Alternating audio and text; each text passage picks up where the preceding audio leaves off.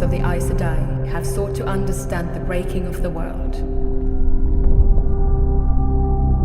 3,000 years ago, Lews Therin and the forces of light struck the Dark One and sealed him away. Before he was imprisoned, the Dark One delivered one last defiant strike.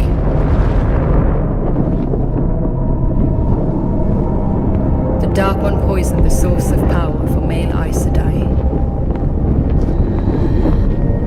With this, Lews Therin lost his mind. He murdered his beloved wife. He slew his children she bore him. His friends, his court, everyone. The Dark One released Lews Therin from his madness, just to show him what he had done. But it wasn't Lews Therin alone who suffered. The poison spread. No male Aes Sedai was spared, and so began the breaking. The time of madness.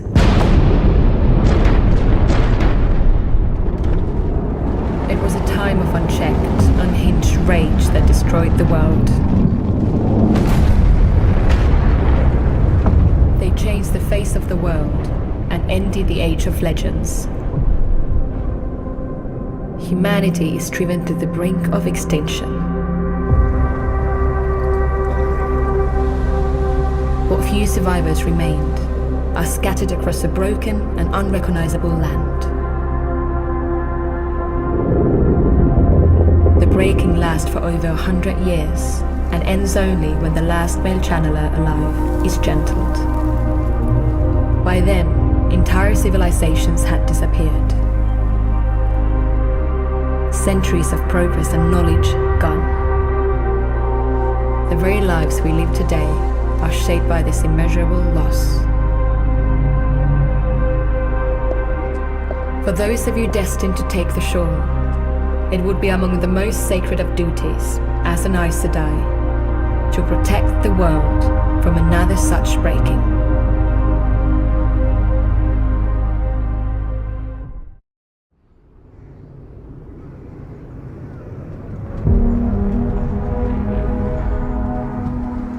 A 1,000 years after the breaking, battles still raged against the forces of the Dark One.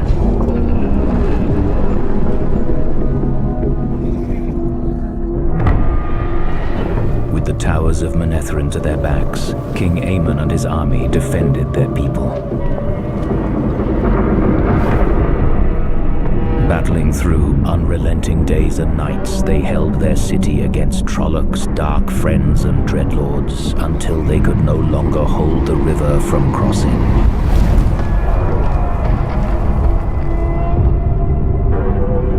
Behind the honor of the Red Eagle banner, retreat found no place amongst them.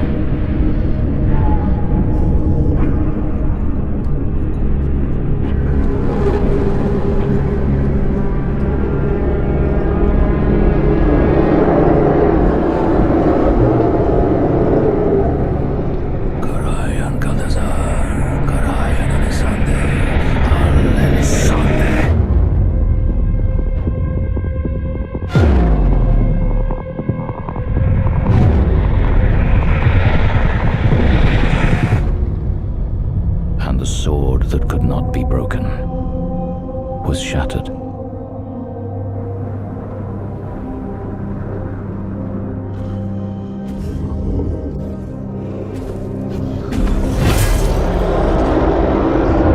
From behind the walls of the emptied city, Queen Eldrine sank with King Aemon's death. And so her heart and kingdom found their end.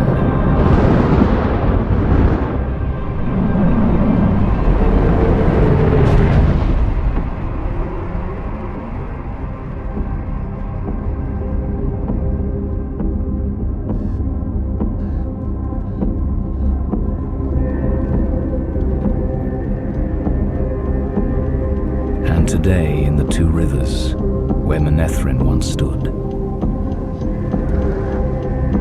the wheel continues. continues to turn.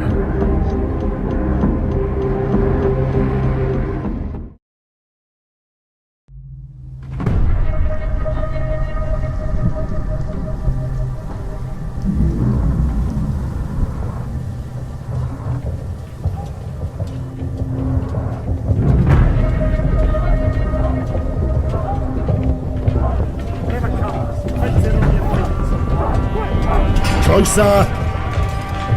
Hurt me, stick your blasted heels in water. Look alive!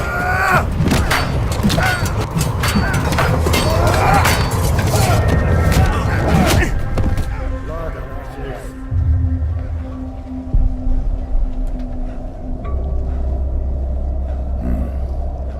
On your feet.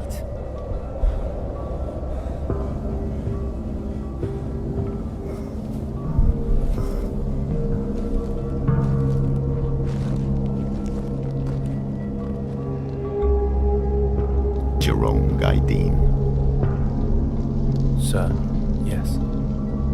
The greatest swordsman. A man without history. Only legends pass through the ranks of the warders.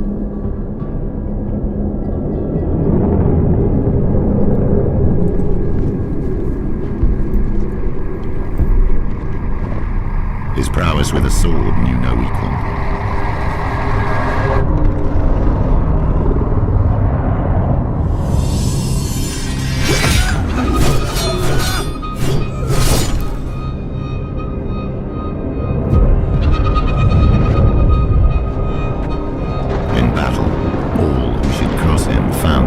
At the far end of his blade. Save one.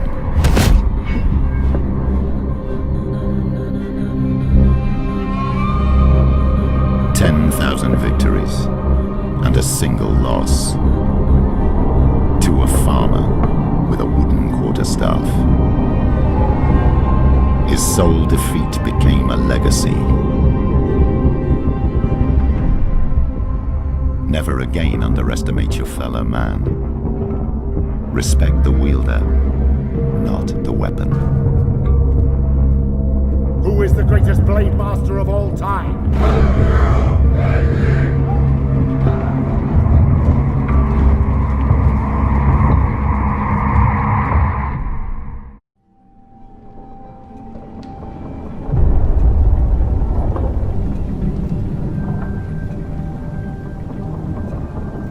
Born in the spine of the world, its waters flow almost entirely unimpeded, until it finds itself here, when the island of Tavalon splits the mighty river Erenin into two halves. Thousands of years ago, long before the walls of our great city were raised by Ogier hands, there existed a great era of humanity.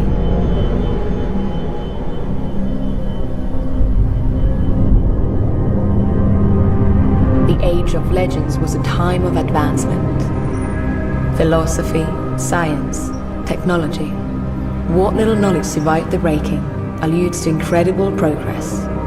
Society benefited through true collaboration as female and male Aes Sedai worked together with each half of the one power. Saida and Saidin, woman and man, halves of the whole. Two paths from the same source, the true source. When men touch Saidin, it's wild and unwieldy, a raging torrent resisting. And after the Dark One corrupted Saidin, the madness is unavoidable. Tainted upstream, the two cannot be separated. When women touch the true source with Saida, we surrender and guide. In its gentleness we find its infinite power.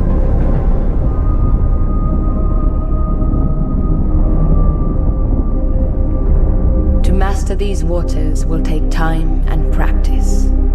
My daughters, let us begin.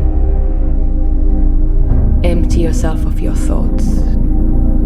The only thing in your mind is the bud of the flower. Only that. You can see every detail, every vein, every leaf, every curve. Feel it, know it. You and the bud are one.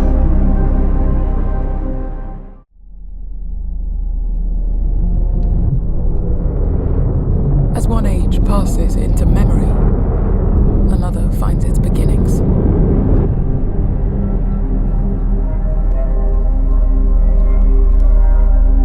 Out of the ashes of the breaking, surviving factions of female Aes Sedai emerged into a new world. They met under common cause to protect the world from further devastation. While male Aes Sedai continued their descent into madness and destruction, the island of Tar Valon was chosen and the White Tower was born. A base dedicated to progress, research, and training. Here, those with the natural ability to channel are welcomed as novices to begin their training. From novicehood, years may pass before a sacred serpent ring is placed on one's finger, raising her to the level of accepted. And long after, when deemed ready, the accepted take the 3 oaths and are raised to wear the shawl as Aes Sedai. Those lucky enough to get called to the shawl will choose their Aja of 7 factions, each with their own specific purpose. Warriors, standing ready. Healers of all things living. Keepers of the past. Seekers of justice. Law-focused diplomats. Pursuers of truth and reason. And those dedicated to preventing the wrong and dangerous use of the One Power.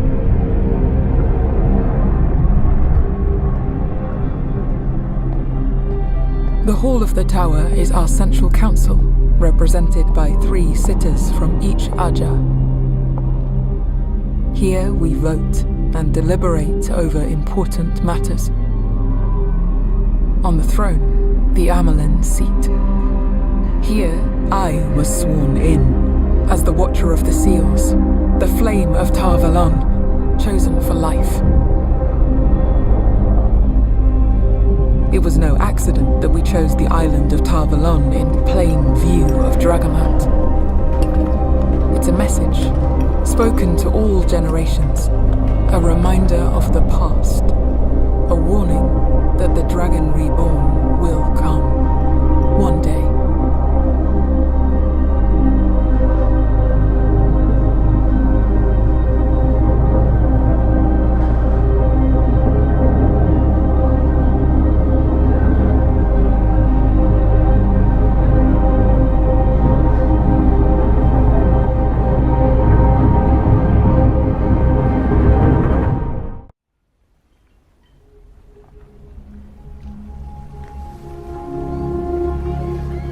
It is indeed the very rare and unusual Ogier who will decide to leave their steading homes. In the years that followed the breaking, during the long exile, we Ogier wandered lost in search of our steadings. It was then that Ogier began to succumb to the longing, to the point of death. Even after finding our steadings once again, we Ogier continued to be bound to our homes.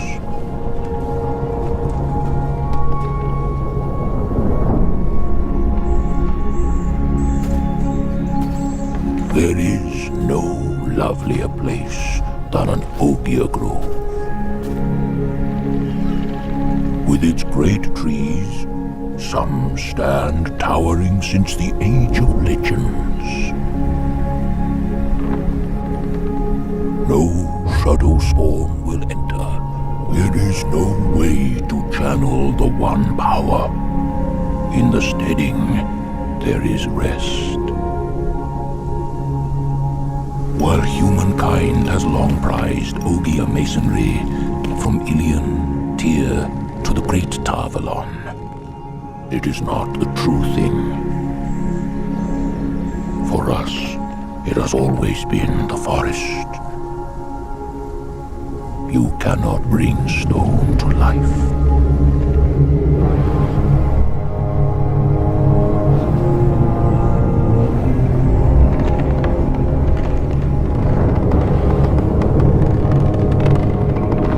When we sing to the forest, it is much as if the earth itself sings to us. As a young Ogier, I had few prized possessions, of which beyond my books I have not many. And whilst there is nothing better than to be at home in the steadings, surrounded by the comforts which offer wisdom and peace, with our beloved groves in sight, true adventure calls. Adventure that cannot be found in a book. Adventure that may in fact risk the longing